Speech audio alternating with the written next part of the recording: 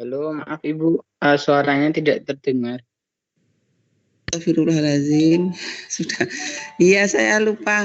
Masih tak mute. Jadi saya ulangi ya. Setelah saya ngomong panjang lebar. Ya. Jadi ini struktur anatomi saluran pernafasan itu mulai dari hidung, ya, hidung, kemudian ada rongga hidung, ya, ada. Kemudian di sini ada bagian internal ya dari nares.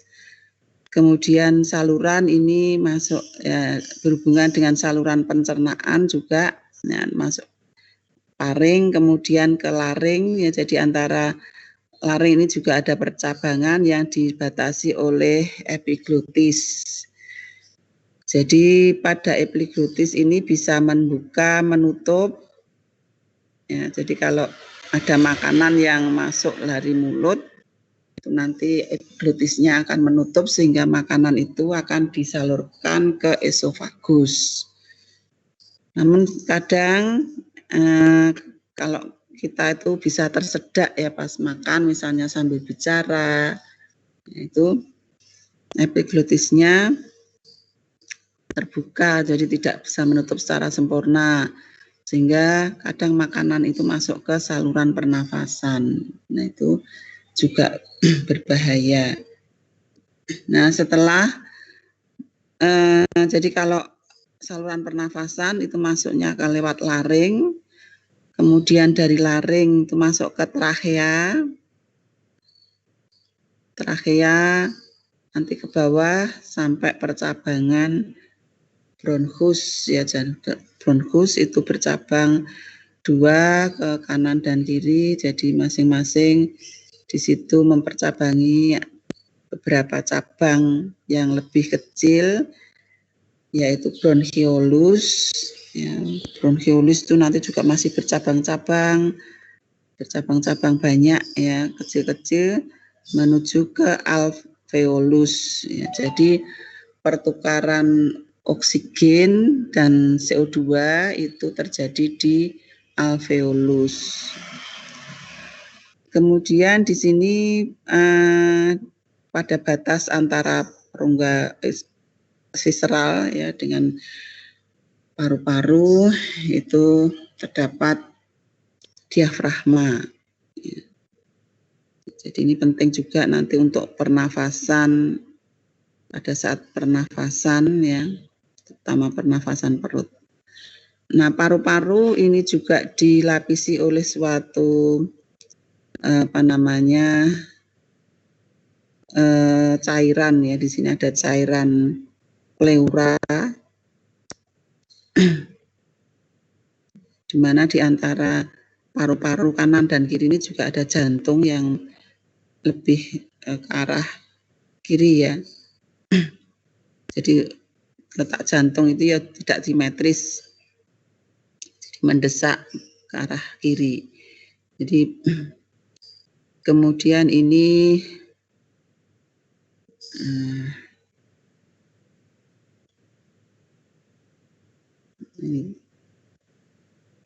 jadi pleura atau ini ada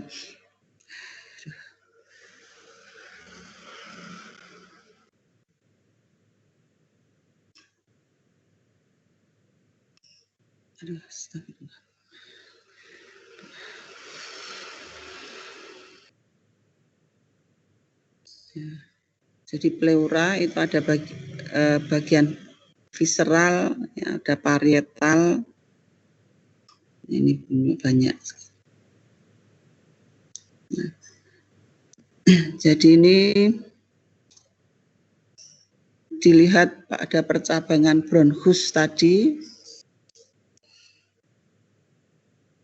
dari trachea itu sebenarnya dilapisi oleh banyak jaringan kartilago yang bentuknya itu membulat seperti cincin yang jadi menjaga supaya trachea itu bisa tetap tegak berdiri tetapi tidak kaku, sehingga yang bagian belakang itu agak tidak bersambung, jadi cincinnya itu yang belakang kayak huruf C, jadi terbuka yang di bagian belakang. Nah, ini untuk mencegah supaya trachea itu tidak ambruk ya, tetapi di sini juga tidak kaku. Bronkus ya yang bercabang dari trachea ini ada bronkus primer ya, kemudian bercabang-cabang lagi bronkus sekunder, bronkus tensier, kemudian bronchiolus, yaitu makin menyempit. Jadi salurannya ini makin menyempit sampai ke alveolus. Jadi dengan adanya penyempitan saluran ini, maka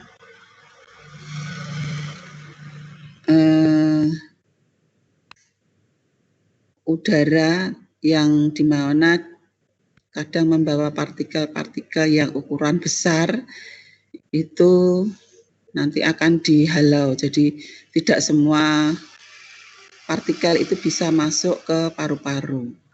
Yaitu di sini ada juga dilengkapi dengan struktur sepanjang saluran itu untuk mencegah supaya partikel-partikel yang besar itu tidak masuk.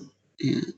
Sehingga yang bisa sampai masuk ke alveolus itu hanya partikel-partikel yang ukuran kecil. Jadi ini merupakan suatu adaptasi fisiologis ya untuk mencegah supaya di dalam paru-paru itu hanya partikel seperti oksigen dan mungkin ya kalau di udara yang tercemar dengan partikel-partikel yang kecil-kecil itu kadang juga bisa masuk sampai paru-paru.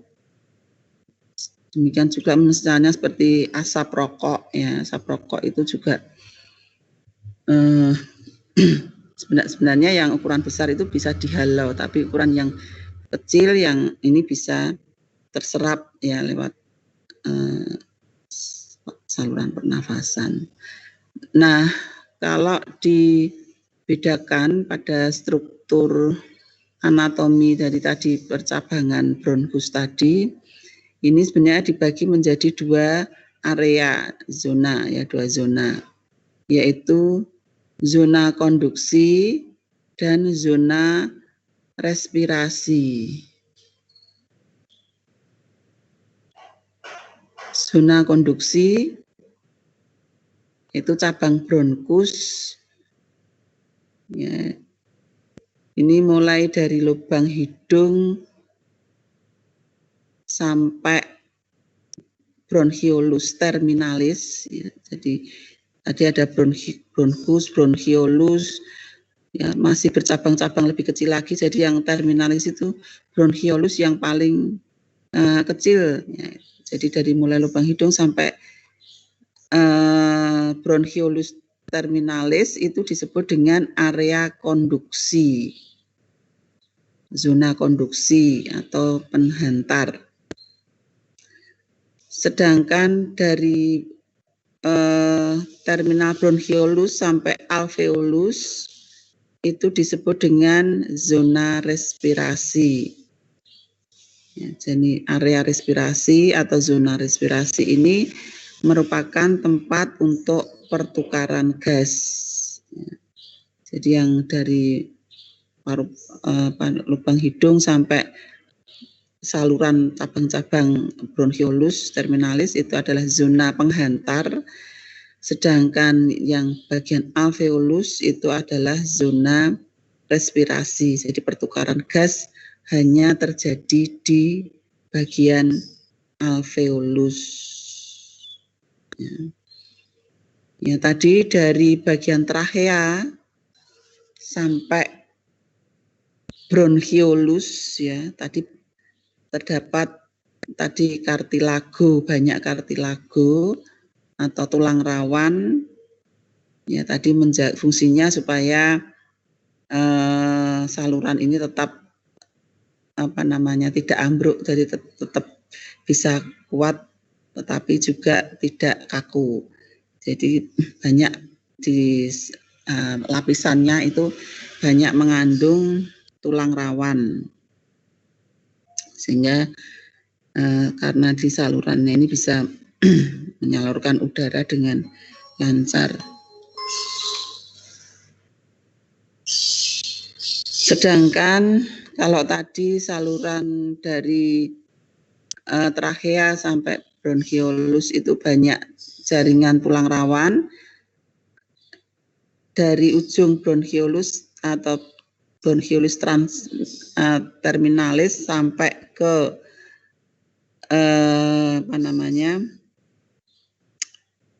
paru-paru alveolus ya tadi ini lebih banyak terdapat otot polos ya, jadi membantu di dalam pernafasan juga ya, banyak terdapat otot polos untuk membantu aliran udara masuk ke dalam dan keluar paru-paru. Ini struktur anatomi dari saluran pernafasan.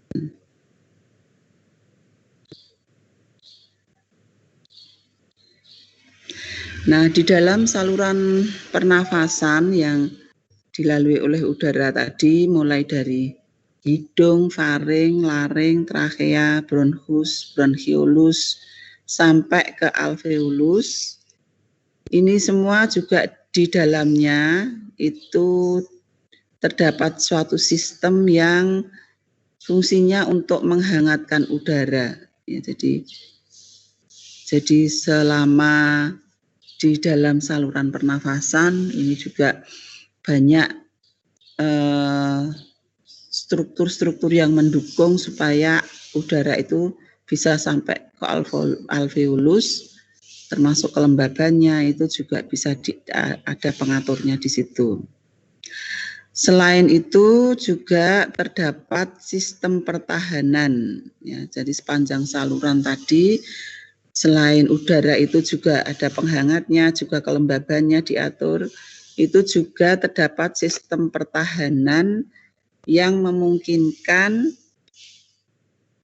partikel-partikel yang ukuran besar, ya, kotoran dan benda asing itu bisa dikeluarkan, yaitu biasanya dengan refleks batuk atau bersin. Ya. Jadi kalau Anda di tempat yang tercemar misalnya, itu kan sering langsung bersin-bersin ya, di udara yang kotor, itu sebenarnya suatu refleks fisiologis terhadap proses respirasi.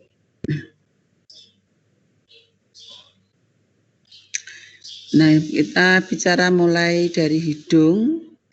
Ya, jadi hidung ini organ pernafasan yang paling luar. Ya, yang pertama kali dilalui oleh udara.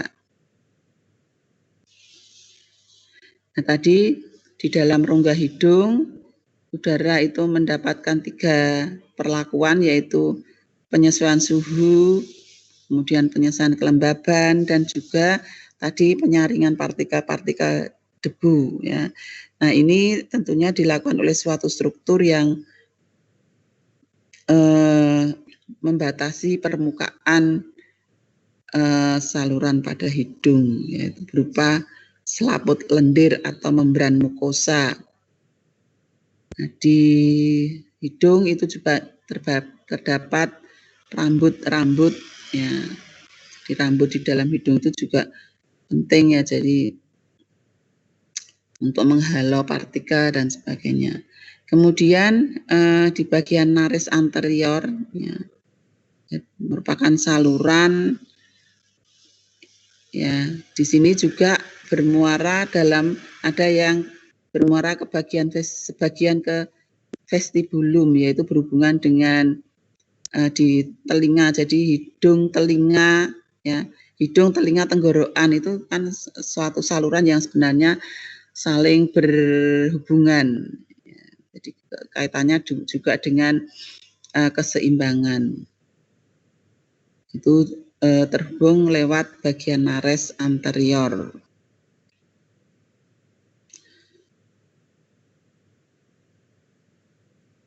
Nah, sebagian selaput lendir dari rongga hidung itu juga ada yang banyak mengandung vaskuler ya, jadi pembuluh darah. Jadi selain tadi berhubungan dengan sistem pendengaran, pencernaan, ya itu juga banyak pembuluh-pembuluh darah yang mensuplai darah di situ. Kok kecil mengecil sendiri? Di sini. Nah,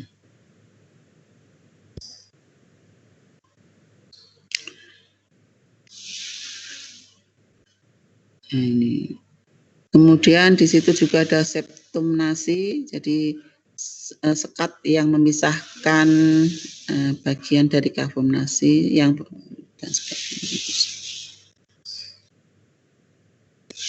Kemudian saluran yang berikutnya faring, ya, jadi setelah melalui rongga hidung tadi udara masuk melewati faring.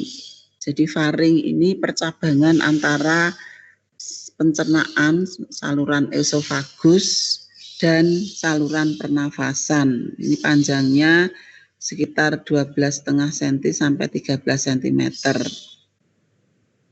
Jadi faring ini yang merupakan tempat percabangan tadi dibagi menjadi 3 bagian, ada nasofaring, orofaring, dan laringofaring. Jadi faring tadi ada 3 bagian dan ini yang berhubungan dengan saluran pencernaan dan saluran pernafasan. Ya, tadi dibatasi oleh suatu katup ya epiglotis. Ya, jadi glutis ini akan menutup saluran pernafasan kalau ada makanan yang masuk dari mulut ya, ke saluran pencernaan, ke esofagus. Ya, jadi epiglotis ini fungsinya untuk mencegah supaya makanan tidak masuk ke trachea. Nah, pada faring di sini banyak dilapisi oleh otot, ya, lapisan ototnya berkembang, ya, yang bersambung sampai ke bagian esofagus. Nah, jadi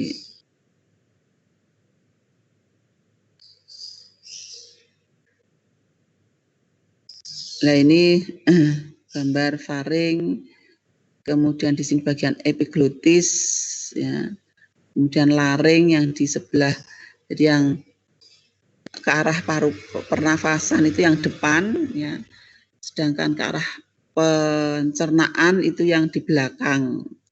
Ya. Ini epiglotis, jadi ini ada 3 bagian tadi, orofaring, nasofaring, orofaring, dan laringofaring. Jadi nasofaring tadi yang terletak di belakang hidung, jadi di sini yang berhubungan dengan saluran pendengaran, ya. Kemudian bagian orofaring ini letaknya di belakang mulut. Jadi banyak ada tonsil amandel, ya, tonsil. Kemudian laringofaring itu bagian yang rendah, faring yang terendah, yang itu nanti berhubungan dengan bagian laring. Nah, ini juga sangat penting berkaitan dengan misalnya Anda naik pesawat itu ya, seringkali kalau pas take off itu ya, kadang atau pas landing itu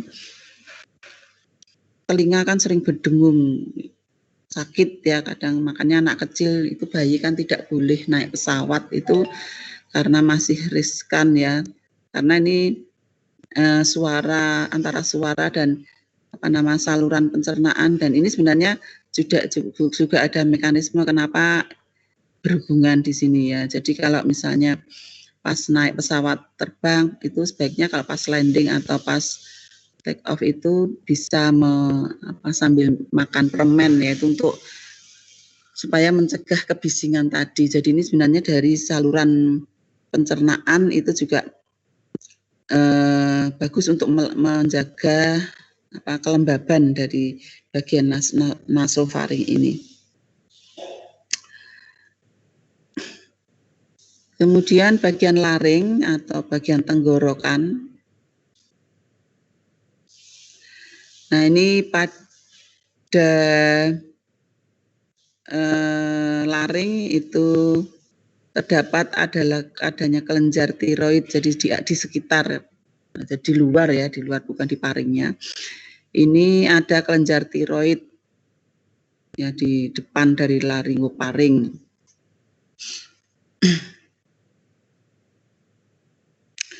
Laring setelah melewati faring, udara menuju ke laring, disebut juga sebagai kotak suara atau di dalamnya, karena di dalamnya ada pita suara. Ya, jadi ini juga kadang kalau penyanyi yang suaranya memang suara itu bisa dipelajari gitu ya. Jadi kalau belajar tarik suara itu juga harus diperhatikan ada pita suara. Jadi seringkali penyanyi-penyanyi yang suaranya tinggi itu nanti ada gangguan ya, bisa juga gangguan terhadap pita suaranya kalau tidak diatur dengan baik. Ini di bagian laring tersebut. Nah, tadi di luar di bagian luar dari pak laring ya, yang ke arah laringoparing itu terdapat tulang rawan tiroid. Ya, jadi seperti bentuknya seperti perisai itu yang melebar. Ya, jadi bagian tulang rawan di tiroid yang paling lebar di sini. Biasanya pada laki-laki yang dewasa ini akan tumbuh menjadi jakun. Ya, sedangkan pada wanita itu tidak berkembang. Jadi itu ya ini. Jadi tulang ini bagian tadi laring, kemudian ini ada terdapat tulang rawan yang berbentuk seperti perisai gini. Jadi pada laki-laki ini akan lebih menonjol, tumbuh menonjol yang membentuk suatu jakun. Jadi jakun sebenarnya adalah penonjolan tulang rawan yang ada di sekitar daerah tiroid. Di sini juga banyak otot-otot ya. Otot-otot juga banyak berkembang di sini yang dihubungkan dengan suatu ligamen. Nah, ini tadi setelah masuk ke trachea, dari laring trachea itu banyak cincin-cincin jaringan tulang rawan ya. Nah, di sini gambar sebelahnya ini terlihat kelenjar tiroid ya. Jadi kelenjar tiroid itu letaknya di bawah kartilago tiroid ya, jadi yang seperti jakun tadi, yang di atasnya di sini banyak terdapat otot-otot. Nah, di sebelahnya di belakang dari kelenjar tiroid itu juga ada kelenjar paratiroid ya, jadi itu di sebelah belakang dari, jadi menempel di bagian belakang dari tiroid itu ada kelenjar paratiroid ya, yang berfungsi untuk mengatur metabolisme kalsium untuk paratiroidnya. Kita bicara tentang dan epiglotis ya. Glotis ya. Epiglotis ini kartilago yang berbentuk daun dan menonjol ke atas di belakang dasar lidah ya. Jadi tadi epiglotis itu yang mengatur tadi makanan dan udara yang lewat, yaitu sebenarnya adalah suatu kartilago juga yang berada di dasar lidah dan melekat pada bagian belakang dari kartilago vertebra pada tiroid. Jadi yang membentuk batas jalan antara masuk laring dengan paring. Jadi ini kalau ini lidah, ini bagian dasar ini ujung yang melekat pada, bisa membuka, menutup ya, tergantung dari makanan yang masuk ke dalam saluran pencernaan. Selain epiglotis tadi ini juga struktur lain yang mendukung dalam proses pernafasan. Ini ada otot-otot, ya, banyak otot-otot kecil tadi yang melekat pada bagian tadi laring, kemudian juga di tiroid. Nah, ini dengan kontraksi dan relaksasi dari otot-otot ini, maka ini bisa merelaksasi dan kontraksi untuk ke arah plika vokalis, jadi suara dan sebagainya itu juga diatur oleh kegiatan kontraksi dan relaksasi dari otot-otot tersebut. Dan otot-otot ini dipersarafi, ya, atau diinervasi oleh nervus vagus atau nervus cranialis tersebut.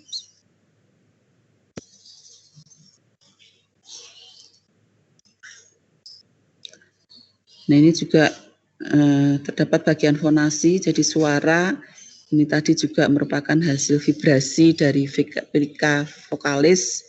Ya, selama ekspirasi itu juga bisa, jadi orang bernyanyi itu biasanya juga mengatur antara proses pernafasan, jadi mesti mengatur pernafasannya. Ini karena gerakan-gerakan tadi juga diatur oleh beberapa. Kemudian trachea, ya. Trachea atau batang tenggorok. Ya, jadi trachea itu juga disebut sebagai saluran udara yang memiliki panjang 11,5 sampai sekitar sampai 13 cm ini ya. Diameternya sekitar 2,4 cm. Ya, jadi punya diameter dan panjang tertentu. Dan di trachea ini tadi tersusun oleh banyak tulang rawan, ya, jadi tulang rawan yang menyusun trachea itu sebanyak kurang lebih 12 sampai 20 lingkaran, ya, berupa cincin-cincin tadi yang berupa tulang rawan yang diikat oleh jaringan fibrosa, ya.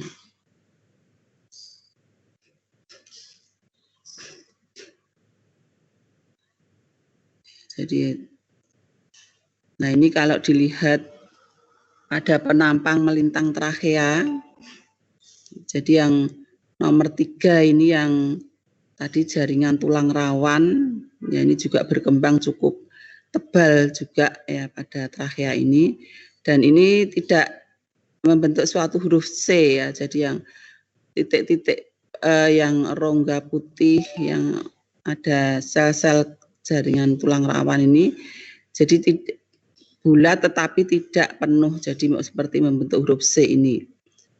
Nah, dari lapisan luar trachea ini adalah lapisan tunika mukosa. Jadi tunika mukosa pada trachea itu tersusun oleh epitel pseudokompleks. Jadi sel-sel yang menyusun tunika mukosa pada trachea itu adalah jaringan epitelium pseudokompleks kolumner bersilia. Ya, jadi artinya pseudokompleks itu artinya pseudo itu kan semu, ya. Kompleks itu berlapis. Jadi seolah-olah berlapis. Ya, padahal sebenarnya hanya terdiri dari satu lapis sel yang bentuknya kolumner. Namun kolumner dan bersilia.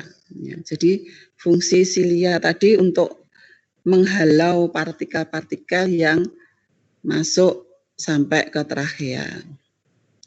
Ya, jadi pseudokompleks kolumner bersilia artinya sebenarnya itu terdiri dari satu lapis sel yang bentuknya kolumner, tetapi kadang tinggi selnya itu berbeda-beda. Jadi seolah-olah kalau dilihat itu ada beberapa lapis karena ada yang pendek, ada yang tinggi. Ya. Nah ini, kalau tadi di rongga hidung itu penghalaunya itu terutama adalah rambut pada hidung. Kalau pada, sehingga sebenarnya tadi di hidung itu untuk ukuran yang sangat besar ya, dengan diameter partikel dengan diameter yang besar itu sebenarnya sudah dihalau.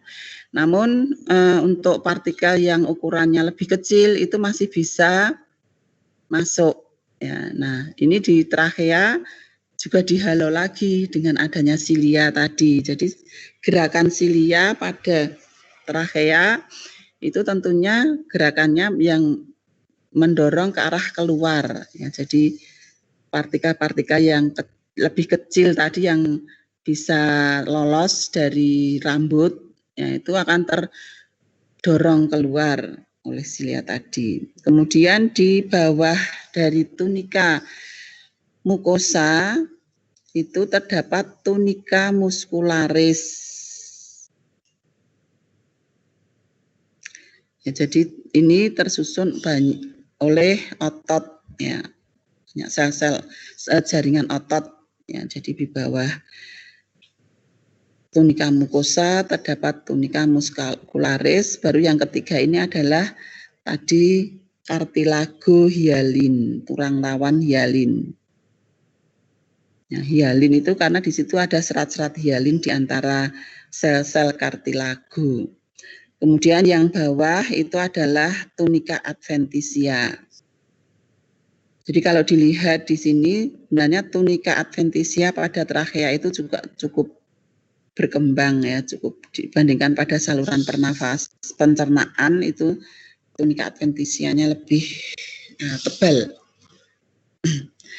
Nah, ini struktur dari trachea.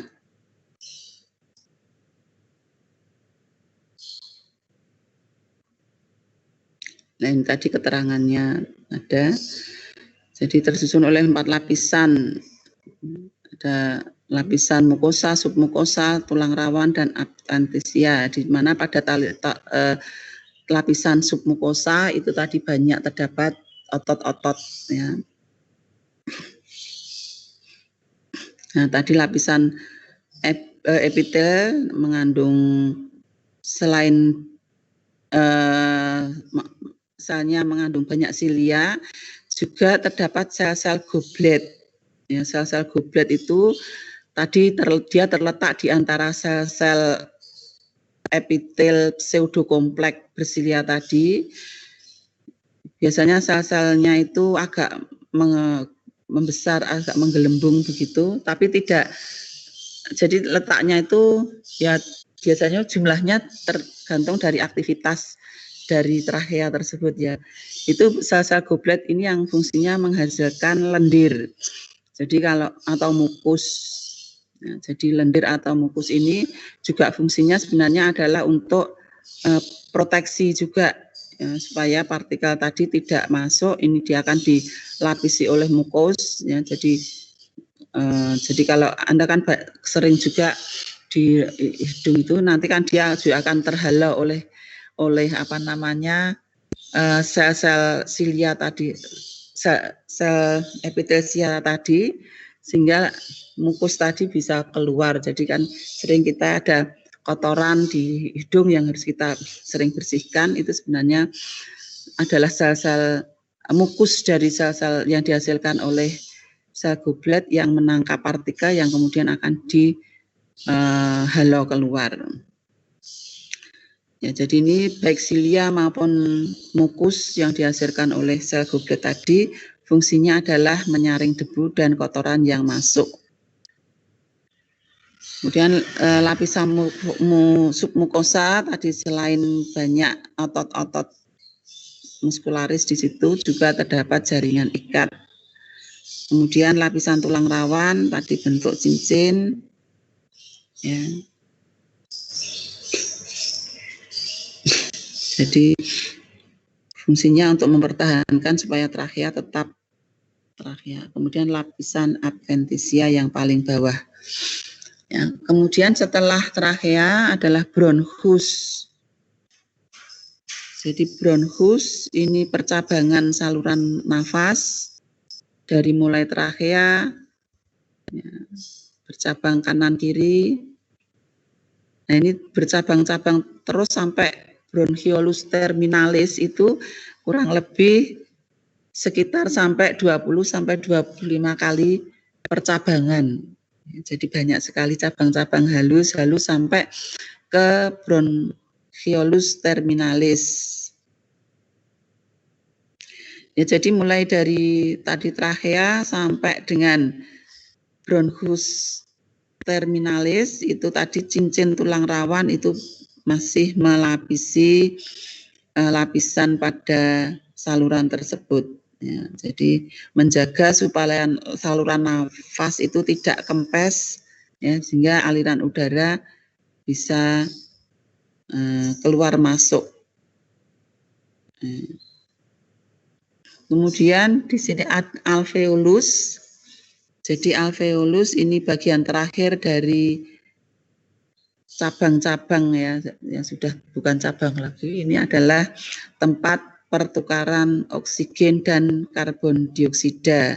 Sehingga di sini karena tempat pertukaran gas di sini sehingga pembuluh darah kapiler yaitu banyak sekali di daerah alveolus ini. Jadi kurang lebih terdapat sekitar 300 juta alveoli. Jadi alveoli itu sel-selnya juga tipis-tipis sekali.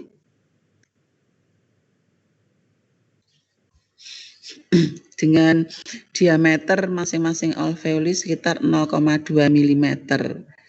Ya, jadi semakin banyak alveoli ini sehingga akan memperluas area untuk pertukaran oksigen dan karbon dioksida. Dan ini juga sel-selnya tipis, ya, sel-sel yang melapisi alveoli itu sangat tipis sekali sehingga mempermudah proses difusi. Jadi ini gambaran dari alveoli. Ini pembuluh darahnya banyak sekali yang melapisi bagian-bagian alveoli. Ya. Kemudian ini juga terdapat sekitar sampai ribuan, ya, kantong-kantong alveoli tadi. Nah, ini nanti pertukaran oksigen dan karbon dioksida itu terjadi di bagian kapiler, ya, yang langsung berdekatan dengan bagian alveoli.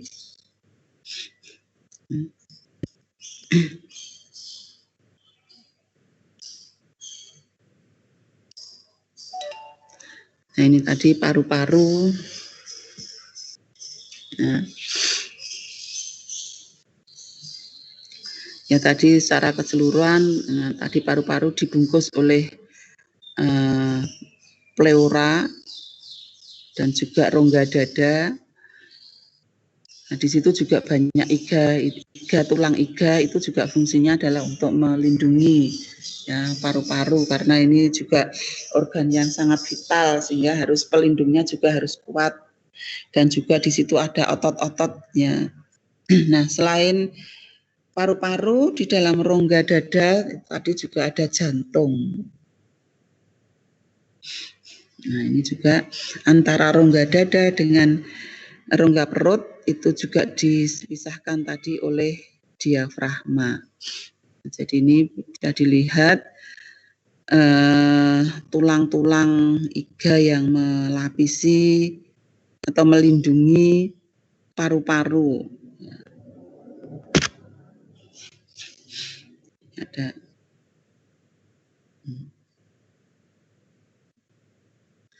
Nah, paru-paru yang tadi terdapat di dalam rongga dada atau rongga torak, ya, ada di bagian kiri dan kanan itu terdiri dari bagian apeks. Nah, bagian apeks itu akan meluas sampai ke leher sekitar 2,5 cm di atas klavikula. Jadi ada tulang ya klavikula di situ. Kemudian di permukaan costa vertebra itu menempel pada bagian dinding dada. Kemudian di bagian permukaan mediastinal itu menempel pada perikardium dan jantung. Dan di bagian dasar itu berdekatan dengan bagian diafragma. Ya, jadi itu. Nah, untuk paru-paru sendiri itu terdiri dari beberapa lobus. Jadi yang sebelah kanan itu ada 3 lobus. Nah, sebelah kiri ada 2 lobus. Ya, mungkin yang 2 lobus itu karena tadi terdesak oleh jantung ya. Jantung kan dia agak ke arah kiri. Bagian dari paru-paru. Yang tadi tiap lobus tadi dibungkus oleh suatu jaringan elastik. Nah, di situ juga banyak pembuluh limfa, arteriola, venula. Ya, jadi pembuluh-pembuluh darah itu banyak sekali. Ya, jadi setiap paru-paru tadi ada kan kalau jumlahnya sekitar 300 juta alveoli, jadi yang kanan kiri itu ya masing-masing sekitar 150 juta alveoli. Ya, jadi dengan jumlah tersebut maka kenapa kok tidak 1 alveoli tapi besar ya? Kenapa harus sedikit kecil-kecil tapi banyak? Ya, ini juga salah satu untuk memperluas area permukaan. Jadi semakin banyak area permukaan, semakin untuk tempat pertukaran gas itu semakin banyak. Demikian juga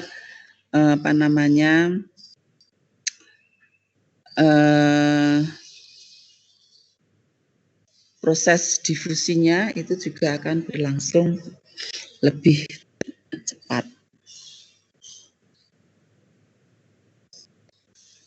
Nah, jadi tadi dibungkus oleh pleura dan sebagainya ini sudah. Di antara pleura-pleura tadi terdapat juga ada cairan pleura ya. Jadi cairan pleura tadi fungsinya adalah sebagai pelumas.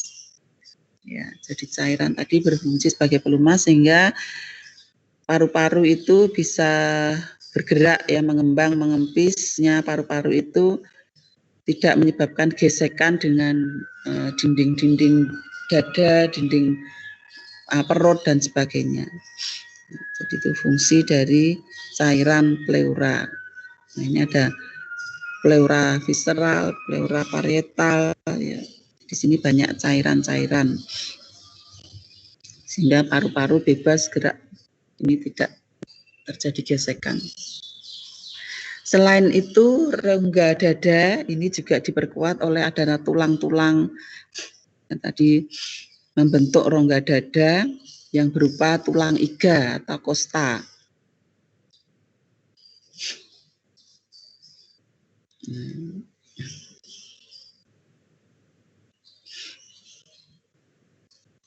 Nah, ini dari bagian depan ada yang panjang ya, bawah ini sternum atau tulang dada. Kemudian ini juga tulang-tulang iga banyak sekali di sini. Kemudian ini ada diafragma dan juga beberapa otot ya, otot-otot. Jadi otot-otot ini juga membantu di dalam proses pernafasan. Ya. Nah, nanti fungsinya ada yang menarik iga ya dan sebagainya sehingga bisa paru-paru bisa mengembang mengempis ya dengan bantuan dari otot-otot tersebut. Nah, beberapa otot yang menempel pada rangka dada ini yang berfungsi sebagai otot pernafasan. Antara lain ini adalah tadi intercostalis externum. Nah, ini yang fungsinya mengangkat iga ya, pada saat pernafasan. Ya, jadi otot-otot ini terdapat antar iga luar yang fungsinya membantu mengangkat iga. Kemudian ada otot sternocleidomastoid. Ya, sternocleidomastoid ini tulang otot-otot ini berfungsi untuk mengangkat sternum atau tulang dada. Kemudian ada otot scalenus. Ya, scalenus itu mengangkat dua iga teratas. Ya, jadi ada otot-otot sendiri yang mengangkat dua iga ini. Ada intercostalis internus. Ini otot-otot antar iga dalam. Nah, ini juga berfungsi, tadi ada yang mengangkat, ada yang fungsinya menurunkan iga pada saat pernafasan. Jadi pada saat kontraksi, relaksasi, nah ini beberapa otot-otot ini yang berperan. Kemudian juga ada otot-otot perut. Jadi otot perut ini menarik iga ke bawah sekaligus membuat isi perut mendorong diafragma ke atas. Ya. Kemudian otot-otot yang ada dalam diafragma ini juga yang berfungsi untuk menurunkan diafragma. Nah, jadi ini tadi ada otot scalenus ya yang mengangkat dua iga teratas ya tadi ini. Sternocleidomastoid ya itu adalah otot-otot ini yang menarik. Kemudian otot intercostal internus yang menarik antar iga-iga ini. Kemudian ini ada otot-otot perut ya yang menarik dan menurunkan diafragma dan sebagainya. Itu nah ini tadi struktur dari beberapa jaringan maupun sel yang berperan selama yang ada pada saluran pernafasan.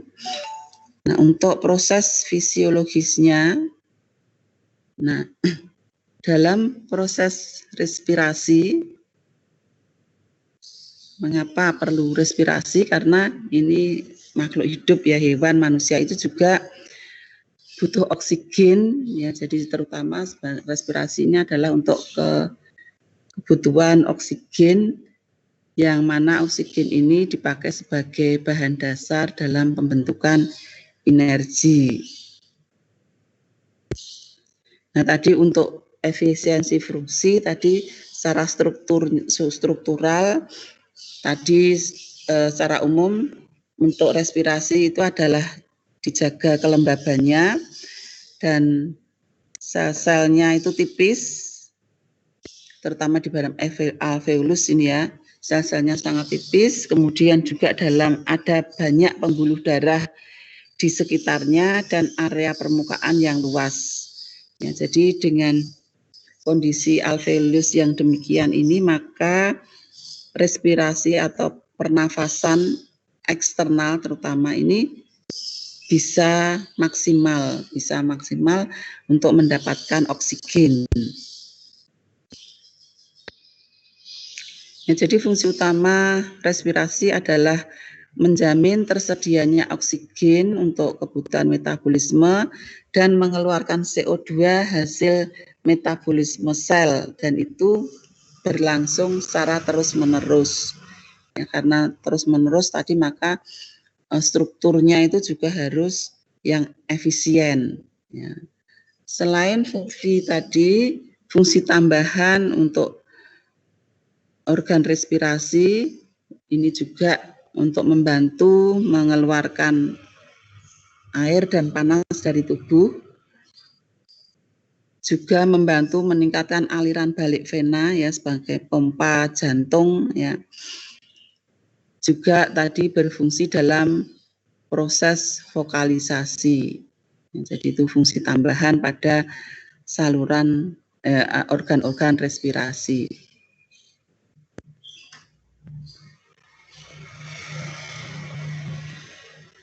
Ya, tadi ini sudah mekanisme pertahanan terhadap benda asing, udara masuk saluran disaring dulu oleh ini dan sebagainya. Kemudian ada silia. Nah, ini tadi sudah kita jelaskan. Nah, ini ada beberapa istilah dalam respirasi. Ya, kita kenal dengan istilah ventilasi. Ya, jadi ventilasi itu adalah pergerakan udara masuk keluar paru-paru. Ya, ventilasi itu pergerakan udara masuk semua pergerakan udara masuk keluar paru-paru nama ventilasi. Nah, ini dibagi menjadi respirasi, itu ada respirasi eksternal dan respirasi internal. Respirasi eksternal itu adalah pertukaran gas antara udara di luar paru-paru dan darah, ya, dari pembuluh darah. Jadi di sekitar alveolus tadi ada banyak pembuluh darah, ya. Nah, di sini terjadi pertukaran antara, kalau oksigen itu dari udara ke paru-paru kemudian ke darah, kalau CO2 itu dari darah paru-paru ke udara. Ya, jadi pada respirasi eksternal itu terjadi transportasi oksigen dan karbon dioksida. Ya. Sedangkan ada istilah respirasi internal. Yang dimaksud dengan respirasi internal itu adalah pertukaran gas antara darah dengan jaringan tubuh. Ya. Jadi sel-sel, misalnya dengan sel-sel pada hati, sel-sel pada jantung, sel-sel pada saluran ginjal, ya, itu respirasi internal. Jadi proses respirasi yang terjadi antara pertukaran gas antara pembuluh darah dengan sel-sel pada jaringan tubuh.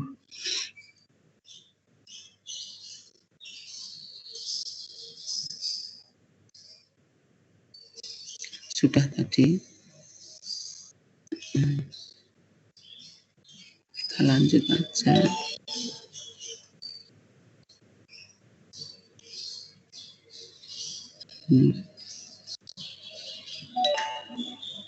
Tadi sudah ya.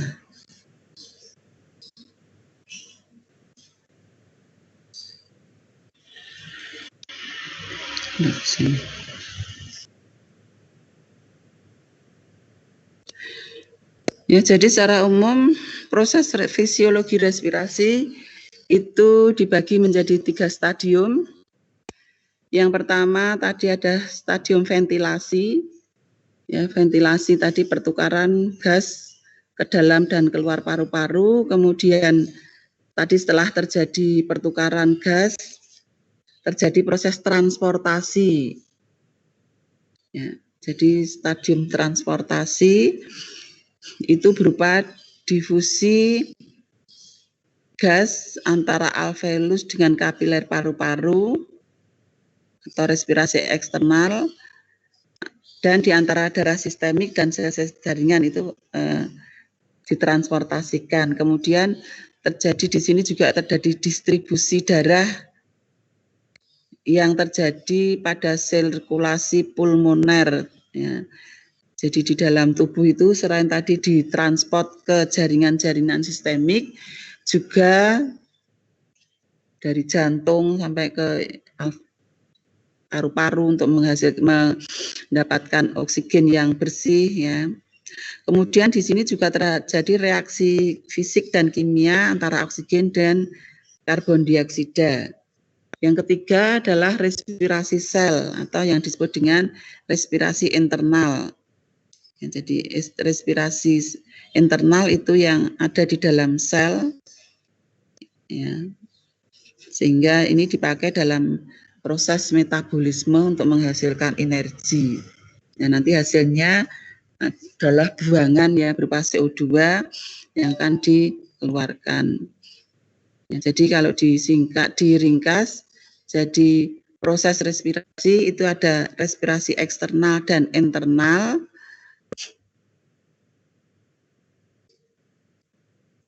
Nah, yang respirasi eksternal tadi ada ventilasi paru-paru dan pertukaran gas, ya, ventilasi paru-paru di sini keluar masuknya udara, keluar masuk paru-paru dan sebaliknya, dan pertukaran gas yang terjadi antara udara di dalam alveolus dengan darah kapiler dengan proses difusi. Sedangkan proses respirasi internal itu pertukaran gas yang terjadi antara darah dengan sel-sel jaringan tubuh dan juga penggunaan oksigen oleh sel. Ya. Penggunaan oksigen oleh sel dipakai untuk proses metabolisme, hasil buangannya berupa CO2 yang nanti akan terjadi sebaliknya, arah sebaliknya untuk pembuangan CO2.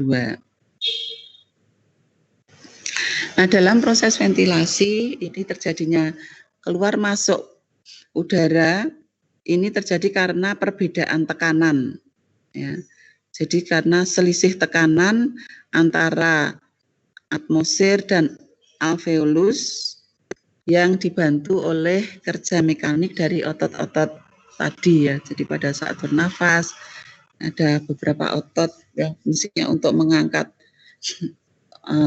iga dan sebagainya, atau mengangkat diafragma dan sebagainya. Nah, itu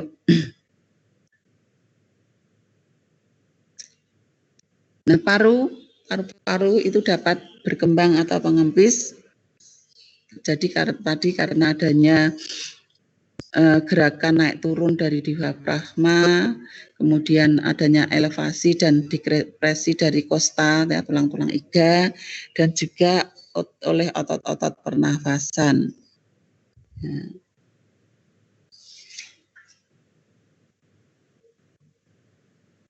Nah, macam-macam pernafasan itu ada yang disebut dengan pernafasan perut.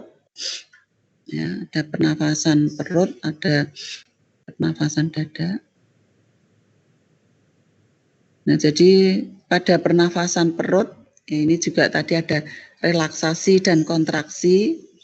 Ya, pada saat pernafasan perut, ini pada saat relaksasi, diafragma ini akan cembung ke arah dada, ya, rongga dada menyempit, ya, sehingga terjadi ekspirasi. Sedangkan inspirasi itu terjadi pada saat kontraksi, di mana diafragma cembung ke arah perut, rongga dada membesar, ya, sehingga terjadi inspirasi atau udara masuk. Itu tadi dipengaruhi oleh otot-otot perut, ya, atau diafragma. Nah, ada pernafasan dada, pernafasan torak. Nah, ini terjadi akibat adanya elevasi dan depresi dari tulang-tulang kosta dengan meningkatkan dan menurunkan diameter anterior dan posterior dada.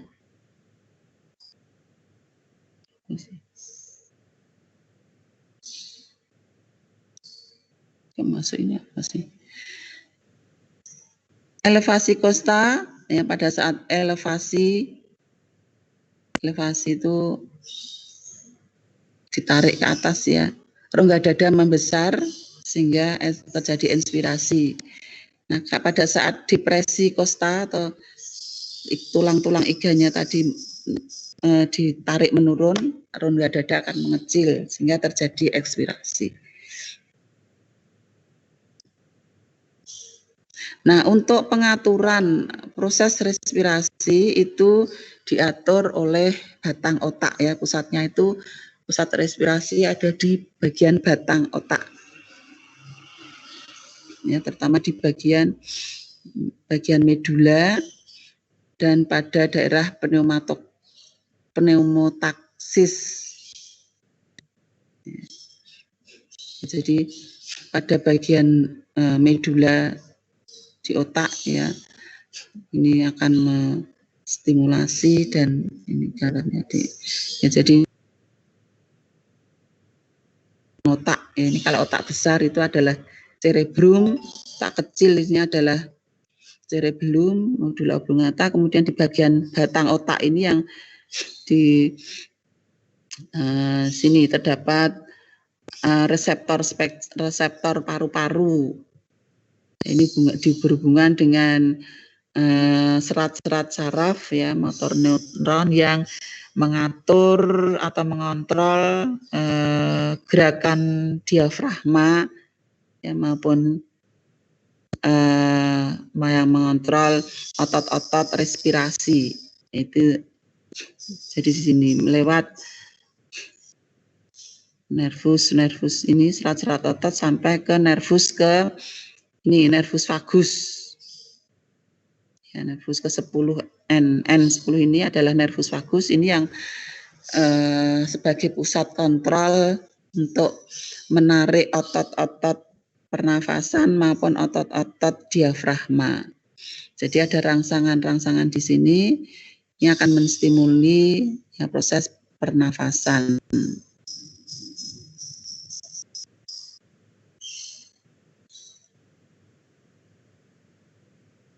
Ini juga dalam proses ventilasi pertukaran oksigen tadi sebenarnya juga ada modifikasi dari beberapa, kalau pusatnya tadi di batang otak, ini pada bagian sistem cerebral dan sistem limbik itu juga dapat mengontrol melalui beberapa proses fisiologi seperti emosi ya.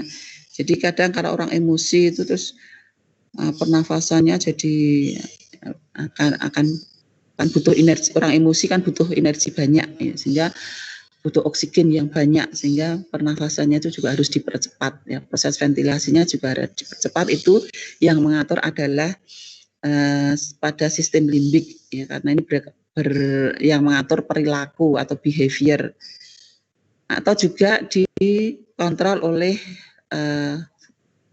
kimiawi ya. Jadi selain tadi perilaku, ya, emosi dan sebagainya itu bisa mengontrol ventilasi, ini juga seperti CO2, O2 yang ada di dalam darah itu juga sebagai pengontrol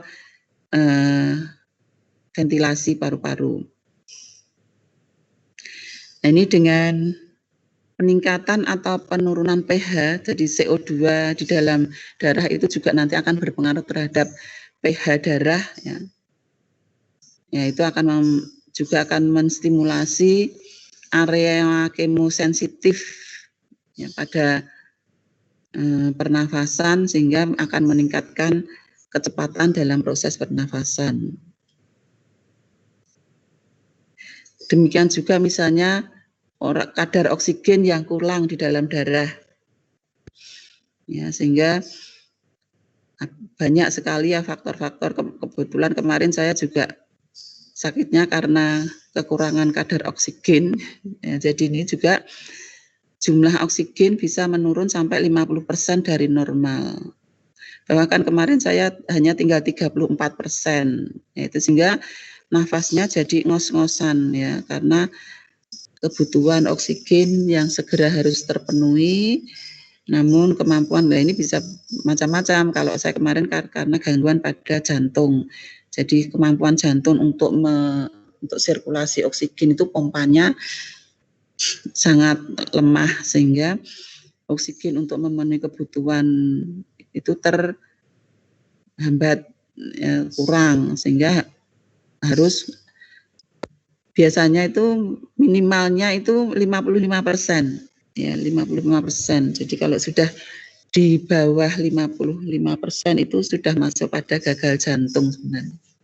Nah, sehingga memang harus dibantu dengan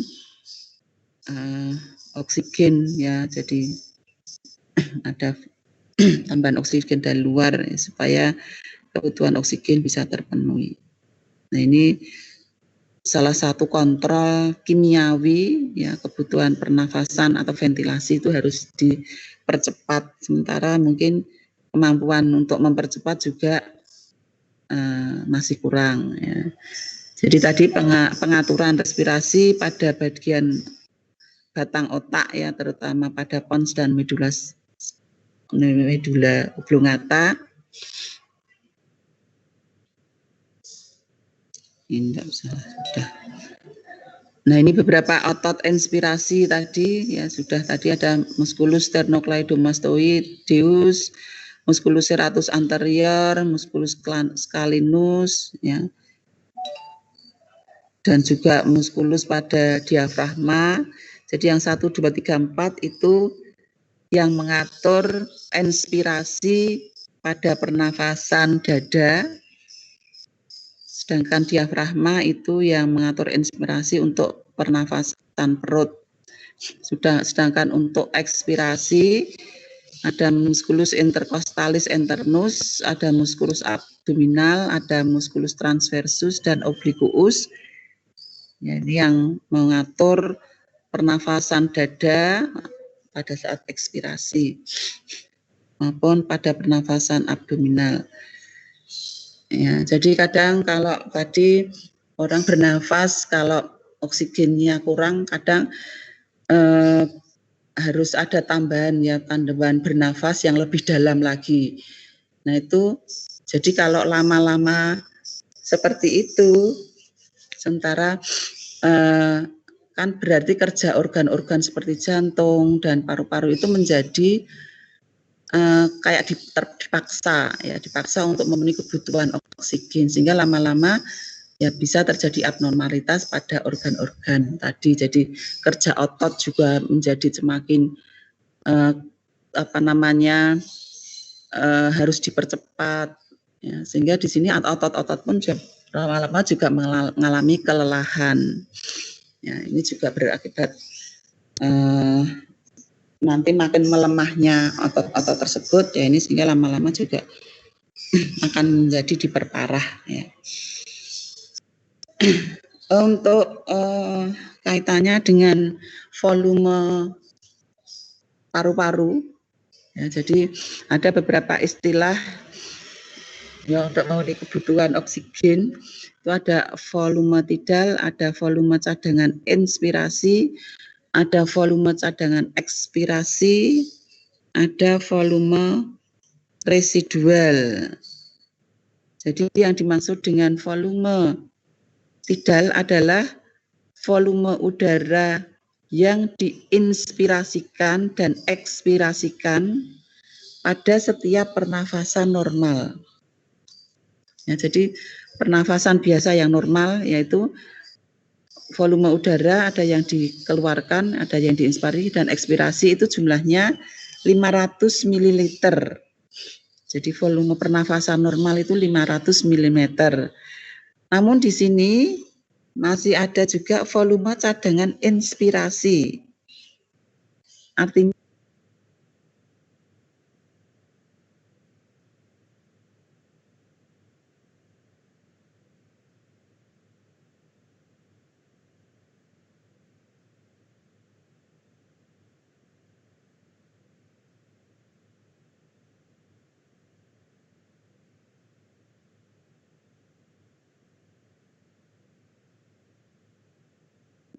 Halo Ibu, suaranya tidak ada.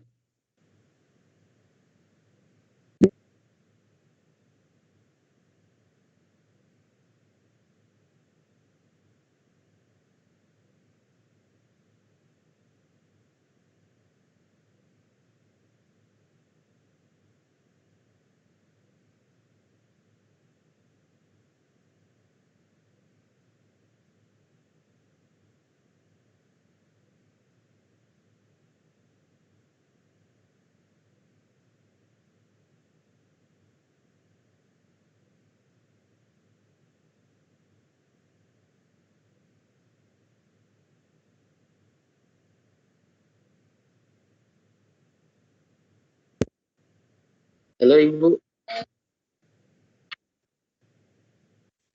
halo. Suaranya tadi hilang Ibu. Ya, ini tadi on hold, tiba-tiba mati. Biasanya memang kalau lebih dari 1 jam sering kali seperti ini ya. Ya kita lanjutkan aja. Jadi volume cadangan inspirasi, jadi itu masih ada volume yang udara yang bisa diinspirasikan setelah pernafasan normal. Itu jumlahnya malah lebih banyak, yaitu bisa sampai 3.000 ml. Ya, itu tadi untuk inspirasi.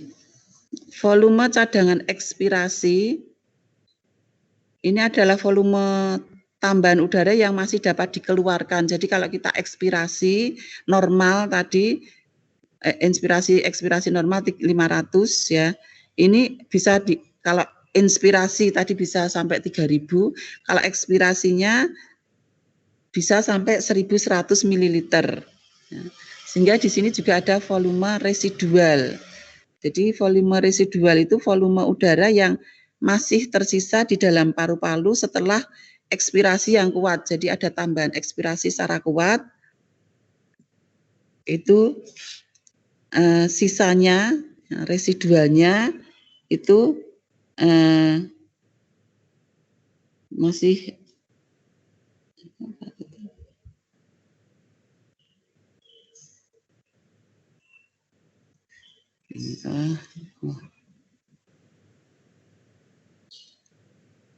bisa.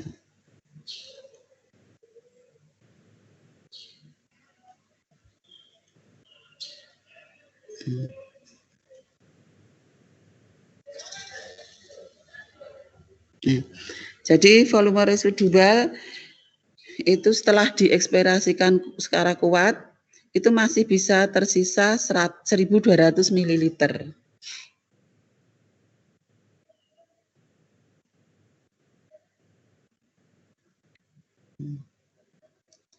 Nah, kapasitas inspirasi ini merupakan jumlah udara yang dapat dihirup seseorang pada tingkat inspirasi normal dan mengembangkan paru-paru sampai maksimal. Ya. Jadi ini kapasitas inspirasi itu adalah jumlah volume tidak ditambah dengan volume cadangan inspirasi. Jadi tadi kalau volume tidal itu 500, ya, ditambah dengan volume cadangan inspirasi jumlahnya 3.000, jadi untuk kapasitas inspirasinya itu bisa sampai 3.500 ml. Kapasitas residual fungsional ini adalah jumlah udara yang tersisa di dalam paru-paru pada akhir ekspirasi normal.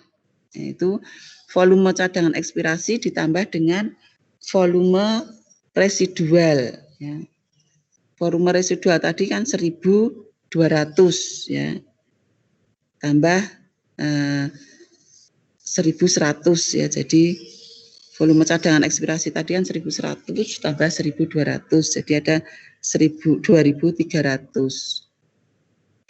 Kapasitas vital ini adalah jumlah udara maksimal yang dapat dikeluarkan dari paru-paru setelah seseorang itu inspirasi ya, sampai maksimal, kemudian mengeluarkan sebanyak-banyaknya, yaitu namanya kapasitas vital, yaitu jumlah volume cadangan inspirasi, volume cadangan ekspirasi, dan volume tidal. Jumlahnya jadi 4.600, itu volume vital. Ya. Jadi kapasitas total paru-paru ini merupakan volume maksimal pengembangan paru-paru dengan usaha inspirasi yang sebesar-besarnya, yaitu penjumlahan dari keempat jenis volume tadi. Ya, jadi sebenarnya jadi ini kalau di jumlah ya, kapasitas total paru-paru itu bisa mencapai 5.800 ml. Ya.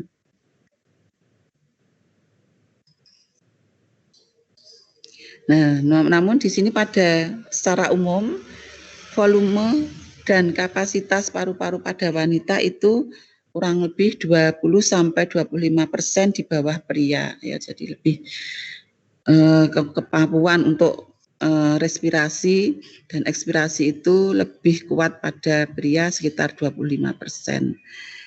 Nah, ini apa namanya tadi, jadi bernafas itu ada yang bernafas normal, dalam keadaan tertentu kita juga ada butuh oksigen tambahan sehingga kita bisa meningkatkan proses inspirasi maupun ekspirasi tadi dengan beberapa kemampuan tadi ya.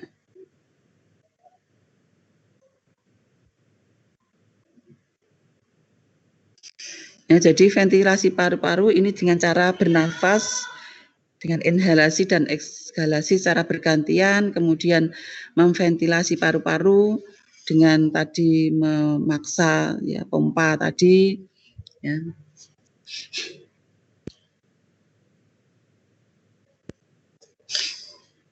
Yang tadi perubahan-perubahan tadi itu karena berkaitan dengan volume paru-parunya. Juga tadi adanya kerja beberapa otot ya yang membantu dalam merubah rongga dada dan tulang-tulang tadi sehingga kita bisa bernafas yang lebih jadi bisa nah ini untuk mekanisme pernafasan ya ini jadi untuk pernafasan dada dan pernafasan perut ya ini darah masuk ya paru-paru mengembang ini dia rahma akan bawah. Sebaliknya untuk pernafasan perut ya untuk ekspirasi ya ini bisa dengan diafragma itu atas kemudian tarik ke situ.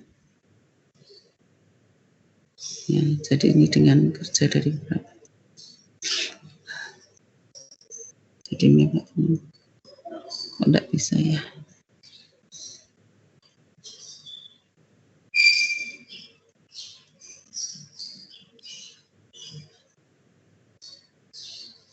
Ya, jadi pada prinsipnya tadi volume paru-paru itu bisa diperbesar ya dengan bantuan kontraksi ya dan dibantu oleh beberapa otot-otot tadi.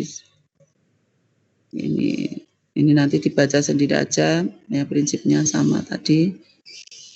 Pernafasan dada seperti apa, pernafasan perut seperti apa. Ya, sudah.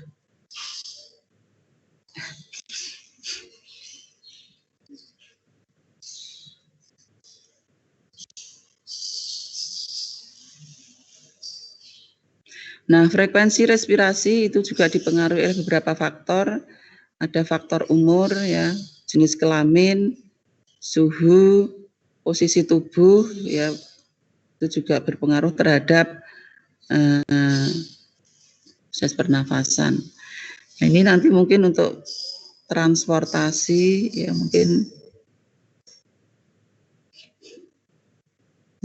ini minggu depan saja ya.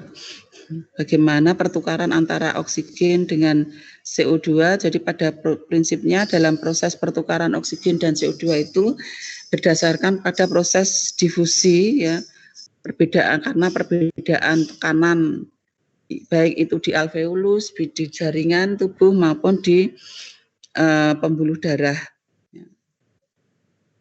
Ya, Ini minggu depan, kemudian bagaimana proses transportasinya dari paru-paru dan dari paru-paru kembali ke jantung kemudian diedarkan terdistribusi ke seluruh tubuh sampai dari seluruh tubuh akan digunakan masuk ke pembuluh darah kapiler. Dari kapiler masuk ke dalam sel-sel yang akan digunakan untuk proses respirasi internal. Nah, ini tadi yang kita bicarakan adalah respirasi eksternal, ya, baru respirasi eksternal. Jadi pertukaran gas antara udara di luar dengan paru-paru.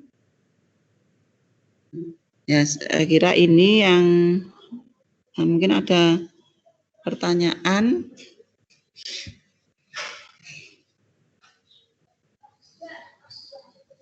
Halo, ada yang mau bertanya? Halo?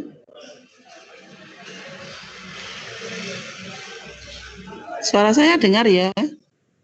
Iya, Bu, dengar, Bu. Ada yang mau? Ya, nanti kalau mau bertanya bisa di WA juga bisa. Nah, ini tadi prinsipnya baru pernafasan secara internal. Ya, karena untuk pernafasan eksternal kayaknya waktunya juga banyak, jadi mungkin kita lanjutkan minggu depan. Oke, kalau tidak ada lagi pertanyaan, saya cukupkan sampai di sini. Terima kasih. Assalamualaikum warahmatullahi wabarakatuh. Waalaikumsalam. Terima kasih. Ada yang kesulitan untuk absen? Terima kasih, Bu. Ada yang kesulitan absen enggak?